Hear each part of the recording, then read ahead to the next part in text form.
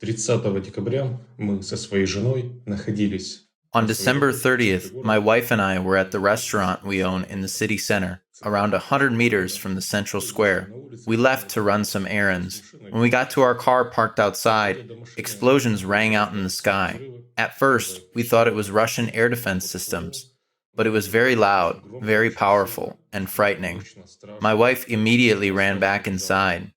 I didn't react as quickly, but when I saw the flashes from the explosions, I realized that it was shelling and immediately got down on the ground. I laid there for 3 minutes and the shelling stopped. I went back to my wife. We started to move again, but the explosions continued and we went into a nearby bank. We stayed there for about 15 to 20 minutes. I sometimes went near the exit to assess the situation. Maybe someone needed help. I saw people running from the square, saying others were injured. Говорили, там есть жертвы, есть пострадавшие. You are listening to Russia on the Record, a podcast from the Moscow Times.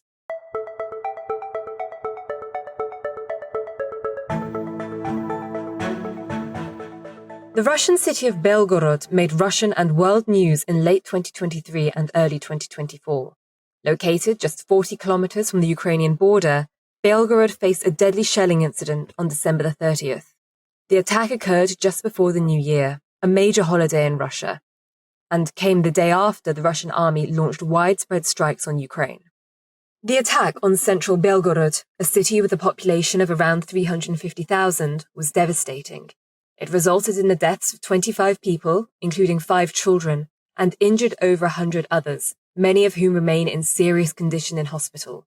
Since that day, Belgorod has continued to experience frequent shelling. In response to the crisis, Oleg, the co-owner of a restaurant in central Belgorod, decided to leave the city with his wife temporarily during the New Year holidays.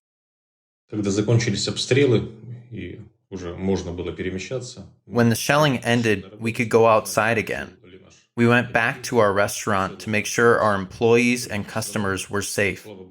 Thank God no one was injured. We all talked about what just happened, and we discussed what to do. We decided to close our restaurant and go home. The whole city was buzzing. Everyone was talking about what happened, in person, on social media. A lot of people we know were caught up in the attack. Some people were indirectly impacted. Unfortunately, someone we know was killed, our friend Sasha. It shocked us. It shocked everyone who knew her. Besides Sasha, there was a child named Fyodor who was saved by his grandmother, but she herself died as a result. He lived. He's in the hospital now. By the end of that evening, we realized that it was a Ukrainian strike. The defense ministry confirmed this. I had already promised my wife that we would leave the city if it ever came directly under attack. Before, she asked me when we would leave. She said, "Let's leave." I told her, "Let's decide what needs to happen for us to leave." Then, there was the attack, which we ourselves ended up in, and in which one of our friends died. We packed up, took everything we needed, and drove to the nearest city of Voronezh. Our idea was to wait things out. But there was a part of me that knew we might not return. I've helped refugees from Ukraine before, and they've all told me that they left their homes for a day, 2, 3, or 5, but few realized that they were leaving forever. Everyone thought it would be a short time away from home. So I didn't tell my wife about the fact I took all of our documents with us. I took them myself so that she wouldn't know. We took a lot of warm clothing. My wife took a small suitcase. I took a bigger suitcase, taking more than her, and then we left for Voronezh. We stayed there for about 4 or 5 days, and then we returned to Belgorod. В Воронеже там пробыли 4-5 дней, потом вернулись в город. Since returning, Oleg has adapted his business to the new reality, fortifying the restaurant with protective blocks, stocking up on first aid kits, and organizing support for ambulance staff. His goal is to create a safe haven to support the people of Belgorod. However, not everyone is ready to return. Lilia, for instance, has relocated to Voronezh, a neighboring city, with her husband. 30 декабря, когда начались обстрелы Белгорода, мы находились дома вместе с мужем. When the shelling of Belgorod started on December 30th, I was at home with my husband. We live in the very center of the city, And when we heard the sounds of explosions, we realized that something was wrong. It didn't sound like normal air defense work. It was clear that something terrible was going to happen. We hid in the bathroom, and when everything calmed down, we went out onto the balcony and saw smoke rising from the central square. We started calling our friends and family and asking if they were okay. Thank God none of our loved ones were hurt. We quickly packed our things and went out of town because we had the opportunity to. We have a country house, so we went there and thought it would be safer there. Since our jobs are closely linked with the city, we still went to the center.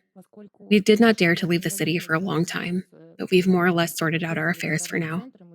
We are now in Voronezh, since it is impossible to be in Belgorod or even in the Belgorod region. It's a huge burden for the nervous system. It's very difficult. It is an enormous stress. And everyone who lives in Belgorod is experiencing this now. I'd also like to add a phrase about the general mood in the city. If a bomb didn't fly at you, it means you're lucky. Это значит, что тебе повезло.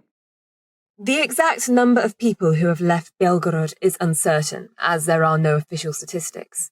Local estimates suggest that up to 30% of the population may have moved away. Yet, many like Dmitry from the suburbs remain hesitant to leave. Для многих людей извне кажется, что как вы там находитесь. To people looking from the outside, it might seem that, well, since you're living there, there's always danger, and you could get injured at best, or at worst, killed. That sort of thing. A lot of my friends in Moscow and in other regions call me whenever there are new attacks. They offer to help me leave, saying that I can stay with them for a while. They say we'll figure something out. But when you find yourself in the middle of all of this, your thinking changes entirely. Unlike people who are looking at the situation from a distance, superficially, you're thinking about very specific things. You're thinking seriously and trying to approach the situation with a cool head. And when you start to think like this, everything seems much more complicated. You realize that people living here have mortgages, apartments, property, jobs, careers. Despite all that has happened since the start of this special military operation, since the start of the shelling, life in the city goes on. People's entire lives are here. There's no sense of how long all of this will continue. No one promises anything. They don't tell you anything on television. No one says anything. So yes, you can leave, but it's unclear for how long you'll need to leave. Просто получается, что с одной стороны ты как бы можешь уехать, с другой стороны непонятно, насколько ты будешь уезжать. The shelling on December 30th marked a turning point for Belgorod. Spontaneous memorials have sprung up in the city, with residents from across the region bringing flowers and toys to honour the deceased civilians. This wasn't the region's first encounter with the harsh realities of the war. In May 2023, Shebekina, a town located about 7 kilometres from the border, was heavily shelled, leading to the evacuation of most of its 40,000 residents to Belgorod. Russian state television has given these incidents little coverage, a fact that independent journalist Nikita Parmyonov, now living abroad, points out to be a source of deep frustration among the locals. Most residents feel that Moscow and the country don't care about Belgrade.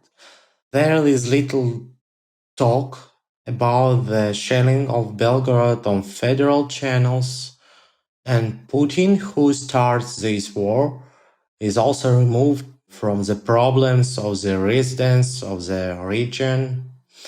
The Belgrade region and other Russia live in different realities. In Moscow there is not war, but in Belgrade there is. Many even rejoiced when Moscow was attacked by drones and say that now they would see that there was a war going on the country. However, people feel the support of the governor, who supported the war, and they trust him completely. Vyacheslav Gladkov has one of the highest ratings among governors in Russia, and in the Belgorod region, he is the most popular person whom most people trust. Many residents of Belgorod closely follow news from both local sources and those in the neighbouring Ukrainian city of Kharkiv. They believe that Ukrainian shelling in Kharkiv means that retaliatory attacks on Belgorod will follow. However, for many Belgorod residents, unlike in the rest of Russia, the war changed their way of life long ago. Like, for example, For Oleg, Изменился ли наш образ жизни в городе после последних обстрелов? Да, изменился, но, во-первых... Life has changed in the city since the recent attacks, but life also changed on February 24th, 2022, when we saw a flow of refugees from Ukraine. When they were at the border, in the city, in shelters, we helped in what ways we could. We did it on our own dime. We didn't spend time or money going out and having fun. We spent what money we had helping these people. We gave people waiting at the border food. We bought them SIM cards for their phones. We bought first aid kits and gave out gas. After the shelling, we began to think about our own safety. We asked ourselves if we have a tourniquet in our car or a first aid kit. We don't drive around the city. We felt that our lives were in danger before. The scariest day for us was February 24th, 2022. From our apartment windows, we saw aircraft flying in the sky. We saw flashes in the sky. We realized that these were rockets, not fireworks.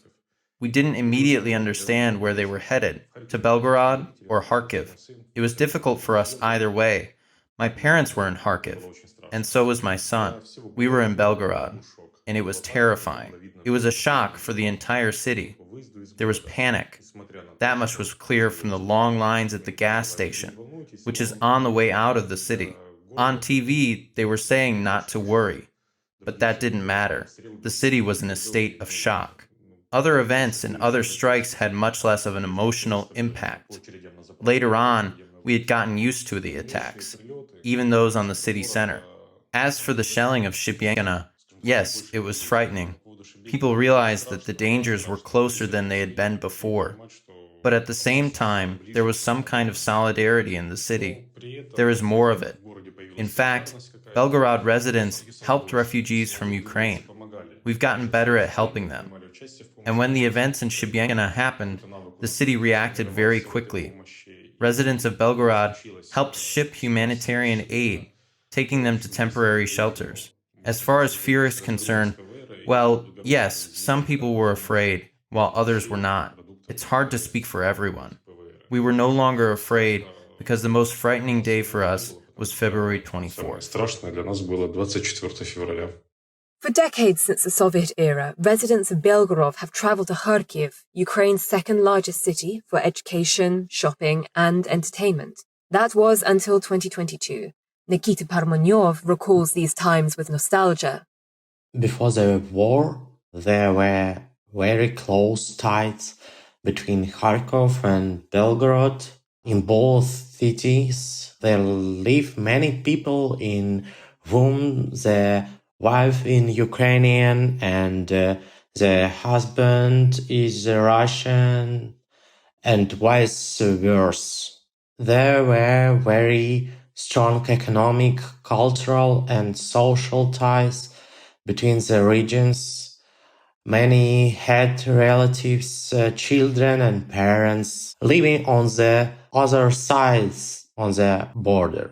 It is difficult to say what kind of relationship they are in now, but of course the war destroyed not only houses, streets, villages and cities, but also the connections between people that had been formed for decades.